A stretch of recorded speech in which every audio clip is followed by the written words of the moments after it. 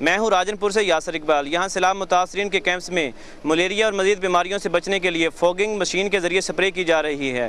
ضلع راجنپور کے تمام فلڈ ریلیف کیمپوں میں متاثرین کئی وبائی امراض میں مبتلا ہیں، جس میں ملیریا، گیسٹرو، پیٹ کی بیماریاں شامل ہیں۔ محکمہ ہیلتھ کی جانب سے متاثرین کے کیمپوں میں فوگنگ مشینوں کے ذریعے سپرے کی جا رہی ہے، جس کی 6 ٹیمیں تشکیل دی گئی ہیں، جس میں 3 ٹیمیں جامپور، 2 راجنپور اور 1 رجحان میں کام کر رہی ہے۔ جب سے یہ سیلاب آیا ہے اور اس میں کنجیشن ہوئی ہے، کیمپس میں بہت سارے لوگ آئے ہیں، تو مکھیوں اور مچھروں کی بہتات ہو گئی ہے۔ گیسٹرو، ملیریا و دیگر بیماریوں کی وجہ سے کیمپوں میں کئی ہلاکتیں ہو چکی ہیں، جس کی روک تھام کے لیے میڈیکل و CDC کا عملہ کئی روز سے کوشش میں ہے۔ آؤٹ ڈور فلائنگ انسیکٹس کے لیے ہم لوگ فوگنگ یوز کر رہے ہیں اور انڈور ریسٹنگ انسیکٹس کے لیے ہم لوگ انڈور ریزیڈیول سپرے کر رہے ہیں۔